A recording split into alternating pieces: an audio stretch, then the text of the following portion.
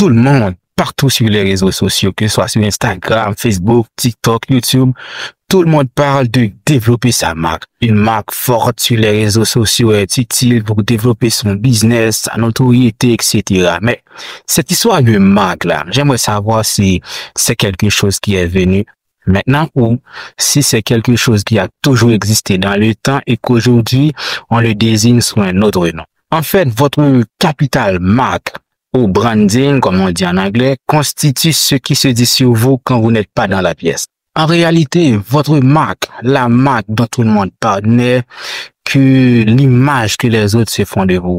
Votre réputation, comme l'a si bien dit Nadine Messaï, ce qui se dit sur vous quand vous n'êtes pas dans la pièce constitue votre réputation, votre marque, l'image que les autres se font de vous.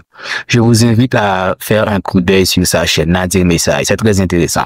Votre réputation représente ce que les autres pensent de vous et de votre entreprise. Si vous voulez obtenir le respect d'un inconnu, automatiquement, que ce soit en relation interpersonnelle ou la confiance d'un client dans le cadre d'un business, faites-vous présenter par une personne que cet inconnu respecte ou apprécie. Automatiquement, le respect ou l'appréciation que cet inconnu accorde à la personne qui vous a présenté à lui, vous obtiendrez ce respect à ses yeux.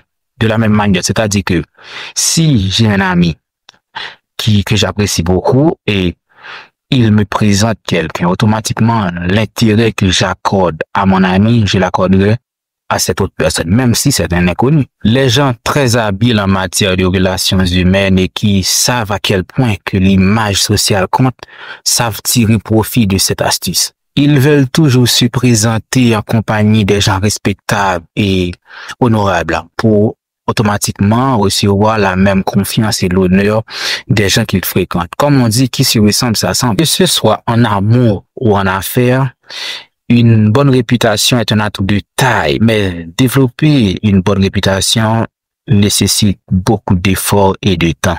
C'est une stratégie efficace sur le long terme. Dans cette vidéo, bien sûr, je vais vous apprendre deux principes fondamentaux, deux principes que vous devez garder en tête si vous voulez construire une réputation consciente et qui serve vos intérêts. Maintenant, passons à la présentation de la chaîne. Vous vous sentez perdu dans vos rapports avec vos semblables.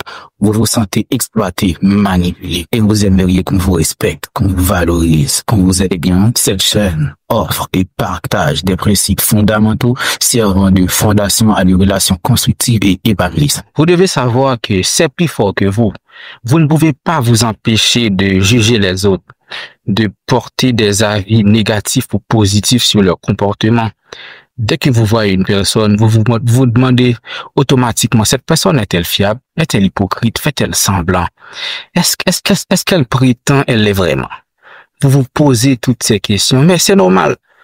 Nous avons besoin de nous rassurer pour savoir si cette personne est digne de confiance. Si on peut, par exemple, si on rencontre un vendeur, une personne qui nous propose quelque chose, même si on désire cette chose, avant d'acheter la chose, on achète la personne. C'est-à-dire, avant de songer à faire affaire à la personne, vous devez avoir confiance en elle, l'apprécier. Même si vous désirez quelque chose, si la tête de la personne ne vous convient pas, vous n'allez pas prendre cette chose. C'est comme ça. De même qu'en séduction, avant même qu'une personne envisage de vous aborder ou de passer du temps avec vous, elle doit ressentir une certaine complicité entre vous deux. Et ta présence doit être agréable. Et tout cela passe une bonne réputation, une bonne présence, de l'énergie positive. Mais pour développer cette image sociale, comme vous venez de le voir, qui est important et crucial en matière de relations sociales, c'est deux principes que je tiens à vous partager dans cette vidéo. Nous allons commencer avec la première. Ce que vous devez garder en tête premièrement, c'est que définissez clairement et précisément la manière dont vous voulez que les autres vous perçoivent. Lorsqu'une personne entend Claudio, par exemple, je m'appelle Claudio, lorsqu'une personne entend Claudio, qu'est-ce qui doit lui monter en tête automatiquement? Une personne fiable, honnête ou hypocrite ou menteur, intéressant, cultivé, curieux, empathique, qui comprend les autres. Quand une personne entend ton nom, à quoi voudrais-tu qu'il t'associe ou qu'elle t'associe? Quelle image doit monter dans sa tête quand il vous voit, quand il pense à toi, quand il entend parler de toi, que ce soit en business ou en relation interpersonnelle? Une fois que vous avez défini clairement comment vous voudrez que les autres vous perçoivent, quelle image sociale que vous voudrez mettre dans l'esprit des gens vous concernant, maintenant vous savez exactement ce que vous voulez. Vous saurez quoi faire pour maintenir et développer cette image. Dans mon cas, je voulais que les gens me voient comme une personne honnête et sincère qui tient ses promesses et ses engagements. Qu'est-ce que j'ai fait alors? Quand j'ai fait une promesse, je le tiens. Quand je dis quelque chose, je le tiens également. Je ne dis pas quelque chose à midi, puis à 2 heures, une autre chose. Je ne trahis pas mes amis. Je suis loyal. Je fais tout mon possible pour le rester au maximum. Parfois, je ne dis pas que je suis parfait. Je fais des erreurs. Il y a des imprévus dans la vie. Vous ne pouvez pas tout prévoir, mais faites de votre mieux. Adaptez-vous aux situations sans pour autant agir contre vos valeurs, contre l'image sociale que vous voulez dégager. C'est-à-dire, si que je veux que des gens me voient comme une personne honnête et me font confiance pour faire toutes sortes de services, comme des brochures, me font confiance, me donnent leurs argent pour que je puisse leur accompagner dans toutes sortes de services que je serve aux gens en fonction de mes compétences, je dois faire en sorte que mes actions soit en accord avec mes propos. C'est-à-dire, j'ai fait une promesse que j'allais délivrer une affiche dans 24 heures, je fais en sorte de le remettre dans ce délai. Je ne dis pas 24 heures que je le remets après 3 jours. Non, ça, c'est irrespectueux envers le client et ça affecte aussi l'image que la personne aura de moi, ma réputation. Les gens pensent que le fait de mentir, de trahir les autres, ça te fait paraître intelligent. En fait, non. Ça se joue contre toi, en fait.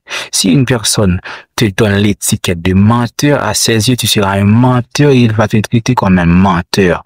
C'est-à-dire, si il a besoin d'un service, des opportunités, étant donné que tu as la réputation d'un menteur, si dans cette opportunité, on a besoin d'une personne de confiance, à aucun moment, vous n'aurez cette opportunité. Je me souviens à mes débuts dans mon développement personnel, je voulais que les gens me voient comme un homme d'affaires, une personne digne de confiance. Alors, j'ai fait des recherches pour connaître les caractéristiques des gens qui réussissent en affaires.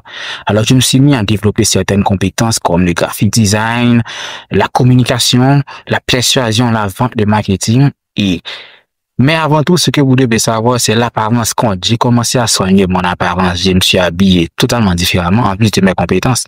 Celui qui vous dit que l'habit ne fait pas le moine, je vous assure que l'habit fait le moine. Alors, je me suis mis à développer des compétences d'un homme d'affaires, à aider les gens à obtenir ce qu'ils veulent. Et du jour au lendemain, pas automatiquement, mais avec le temps, en faisant mes preuves, les gens ont commencé à me voir autrement.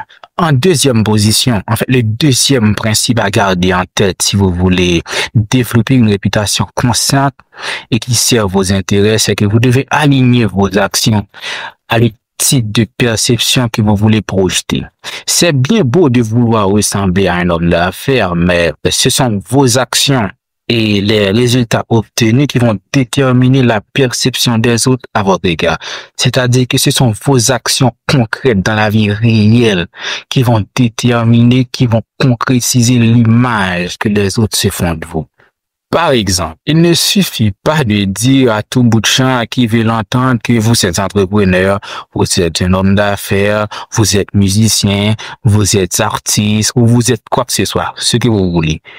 Non, ça ne suffit pas de le dire. Vous devez monter des projets, les réaliser, avoir des résultats concrets, être utile à votre communauté. Le plus intéressant, c'est que vous devez respecter vos engagements et envers les autres et envers vous-même.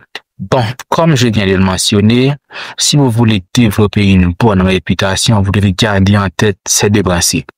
C'est-à-dire, prends une feuille de papier, fais comme moi à l'ancienne, prends une feuille de papier, écris clairement la manière dont vous voulez que les autres vous perçoivent, l'image que vous voulez mettre dans l'esprit des gens, écris l'ensemble des caractéristiques. Je vais être vu comme une personne digne de confiance, digne du respect des autres, un homme d'affaires qui honore ses engagements. Ensuite, une fois que vous avez votre liste des caractéristiques que vous voulez incarner, alors faites tout ce qui est en votre pouvoir. Faites le nécessaire pour poser des actions qui vont dans le sens de l'image que vous voulez projeter. Vous voulez être une personne digne de confiance? Soyez honnête, soyez loyal.